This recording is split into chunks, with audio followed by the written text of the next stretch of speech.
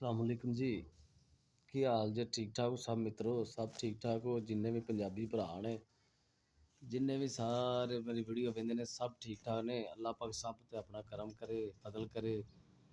ਹੁਣ ਤੁਹਾਡੇ ਨਾਲ ਇੱਕ ਗੱਲ ਸ਼ੇਅਰ ਕਰਨ ਲੱਗਾ ਵਾਂ ਪੱਠਿਆਂ ਦੇ ਬਾਰੇ 'ਚ। ਯਾਰ ਬੜੇ ਕੰਮ ਕੀਤੇ ਜਿਹੜੇ ਨੌਕਰੀਆਂ ਕਰਦੇ ਆ ਨਾ, ਸਰਕਾਰੀ ਨੌਕਰੀਆਂ ਜਾਂ ਕੋਈ ਫੈਕਟਰੀ ਜਾਂਦੇ ਨੇ, ਵੀ ਡਿਊਟੀ 'ਤੇ ਹਾਜ਼ਰ ਹੁੰਦੇ ਨੇ, ਵੀ ਮਤਲਬ ਇਹ ਵੀ ਇਹਨਾਂ ਰੋਜ਼ ਰੈਗੂਲਰ ਜਾਣਾ ਹੁੰਦਾ ਹੈ। ਇਹਨਾਂ ਨੂੰ ਬੜਾ ਫਾਇਦਾ, ਪੁੱਛੋ ਕਿਵੇਂ? ਇਹਨਾਂ ਨੂੰ ਫਾਇਦਾ ਚਲੋ ਨੌਕਰੀ ਦੇ ਇਹ ਵੀ ਆਪਣਾ ਕਿ ਨੌਕਰੀ ਕਿਤੇ ਨਖਰਾ ਕੀ ਕਿਸੇ ਦੀ ਹੁੰਦੀ ਹੈ, ਲੇਕਿਨ ਮਤਹਿਤ ਹੁੰਦਾ ਬੰਦਾ ਜਾਣਾ ਤਾਂ ਪੈਂਦਾ ਹੀ ਨੌਕਰੀ 'ਤੇ, ਗੈਰ ਹਾਜ਼ਰ ਤਾਂ ਹੁੰਦਾ ਕੋਈ ਨਹੀਂ। ਕੋਈ ਕਿਤੇ ਮਜਬੂਰੀ ਬਣ ਜਾਏ ਛੁੱਟੀ ਬੰਦਾ ਕਰ ਲੈਂਦਾ, ਲੇਕਿਨ ਇਹ ਵੀ ਜਾਣਾ ਪੈਂਦਾ ਲਾਜ਼ਮੀ ਹੋਵੇ। ਪਰ ਦਵਾਰ ਦੀ ਜਿਹੜੀ ਛੁੱਟੀ ਹੁੰਦੀ ਨਾ ਉਹਨਾਂ ਨੂੰ ਤਾਂ ਛੁੱਟੀ ਸਮਝੋ ਵੀ ਹੁੰਦੀ ਹੈ। ਈਦ ਦੀਆਂ ਵੀ ਛੁੱਟੀਆਂ ਹੁੰਦੀਆਂ ਨੇ, ਹਾੜੀ ਦਿਹਾੜੀ ਸਾਉਣ ਭਾਦਰੋਂ, ਜਦੋਂ ਵੀ ਮੀਂਹ ਕਣੀ, ਜਦੋਂ ਕਿਤੇ ਦਿਲ ਕਰੇ ਛੁੱਟੀ ਕਰ ਲਈ। ਈਦ ਦੀ ਵੀ ਛੁੱਟੀ ਹੁੰਦੀ ਉਹਨਾਂ ਨੂੰ, ਸ਼ਬਰਾਤ ਦੀ ਵੀ ਛੁੱਟੀ, ਈਦ ਦੀ ਵੀ ਛੁੱਟੀ, ਆਪਣਾ ਕੋਈ ਜਿਹੜੀ ਛੁੱਟੀ ਸਰਕਾਰੀ ਵੀ ਹੁੰਦੀ ਉਹ ਵੀ ਉਹਨਾਂ ਨੂੰ ਹੁੰਦੀ ਮੌਜ। ਛੁੱਟੀਆਂ ਵਾਲਿਆਂ ਉਹਨਾਂ ਨੂੰ ਬੜੀ ਮੌਜ ਹੁੰਦੀ ਹੈ।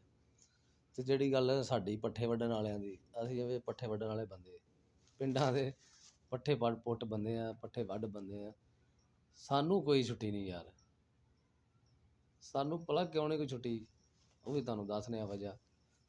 ਇਹ ਜਿਹੜੇ ਡੰਗਰ ਨੇ ਨਾ ਵਿਚਾਰੇ, ਡੰਗਰ ਬੇਜ਼ਬਾਨ, ਉਹ ਵੀ ਤੁਹਾਨੂੰ ਖਾਂਦੇ ਆ। ਇਹ ਵੇਖੋ, ਇਹ ਡੰਗਰ ਨੇ ਨਾ,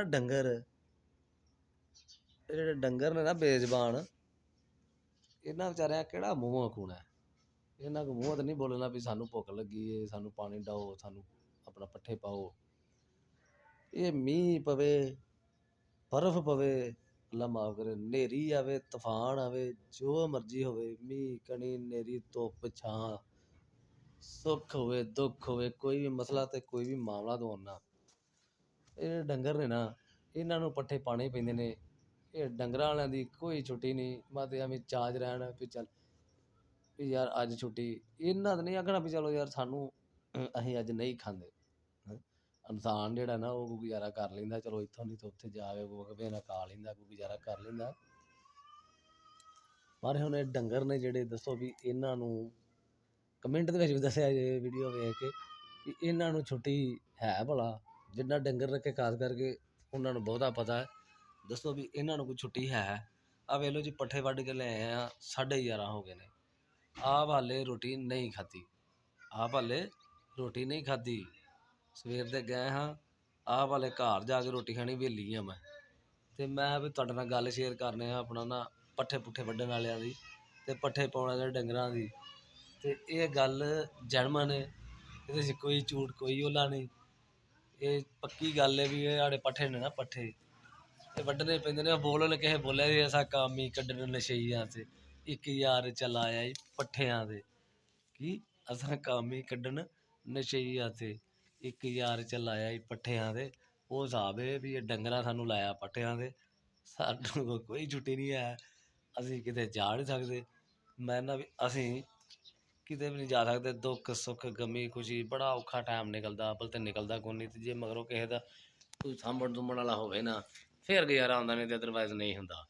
ਅਤੇ ਇਹ ਗੱਲ ਕਰਨ ਦਾ ਮਕਸਦ ਇਹ, ਪੱਠੇ ਵੱਢਣ ਵਾਲੇ ਅਤੇ ਪੱਠੇ ਪੁੱਟ ਜ਼ਿਮੀਂਦਾਰ ਪਿੰਡੂਆਂ ਦਾ ਸਾਡਾ ਦਾ ਇਹ ਹਾਲ ਆ ਵੀ ਸਾਡੇ ਕੋਲ ਕਿਤੇ ਜਾਣ ਦਾ ਟਾਈਮ ਕੋਈ ਨਹੀਂ। ਆਹ ਗਰੀਬ ਨੇ, ਇਹਨਾਂ ਸਾਨੂੰ ਬਦਦੁਆਵਾਂ ਦੇਣੀਆਂ ਨੇ ਡੰਗਰਾਂ ਨੇ ਵੀ ਸਾਡਾ ਕੀ ਗੁਨਾਹ ਹੈ। ਇਹਨਾਂ ਸਾਨੂੰ ਦੇਣੀਆਂ ਢੇਰ ਬਦਦੁਆਵਾਂ ਵੀ ਇਹ ਜਦੋਂ ਰਹਿਣਾ ਭੁੱਖੇ, ਇਹਨਾਂ ਕਹਿਣਾ ਵੀ ਸਾਡਾ ਕੀ ਗੁਨਾਹ ਹੈ, ਸਾਨੂੰ ਦੱਸੋ ਸਾਡਾ ਕੀ ਗੁਨਾਹ, ਆਪੇ ਤੁਸੀਂ ਖਾ ਲੈਣੀ, ਸਾਡਾ ਕੀ ਗੁਨਾਹ। ਇਹ ਨਹੀਂ ਕਰਮਾਂ ਵਾਲੇ ਛੁੱਟੀ ਕਰਨ ਦਿੰਦੇ। ਕਹਿੰਦੇ ਨਾ ਨਾ ਨਾ ਨਾ, ਗੈਰ ਹਾਜ਼ਰੀ ਹੋਈ ਅਤੇ ਤੈਨੂੰ ਤਾਰ ਵੀ ਕੋਈ ਨਹੀਂ ਲੱਭਣੀ। ਜਿਹੜਾ ਕੋਈ ਤ੍ਰਿਪ ਦੁੱਧ ਚੋ ਲੈਂਦੇ ਹੋ ਨਾ, ਤ੍ਰਿਪ, ਉਹ ਵੀ ਤੁਹਾਨੂੰ ਕੋਨੇ 'ਚ ਲੱਭਣਾ। ਅਤੇ ਆਹ ਵੇਖ ਲਓ ਪੱਠੇ ਵੱਢ ਕੇ ਲਿਆਇਆ ਅਤੇ ਲੰਮੇ ਪਿਆ ਪੱਠਿਆਂ 'ਤੇ। ਉਹਨੇ ਇੱਕ ਕੰਮ ਹੀ ਕੱਢਣਾ ਨਸ਼ਈਆ ਦੇ। ਅਸਾਂ ਯਾਰ ਮਵਾਲੀ ਲੋਕਾਂ ਦੇ, ਸਾਡਾ ਯਾਰ ਦੇ ਸ਼ੌਕ ਨੇ ਸ਼ੌਕਾਂ ਦੇ। ਅਤੇ ਗੱਲ ਸੱਚੀ ਹੈ, ਅਤੇ ਛੁੱਟੀ ਕੋਈ ਨਹੀਂ ਜੇ ਪੱਠਿਆਂ ਵਾਲਿਆਂ ਨੂੰ।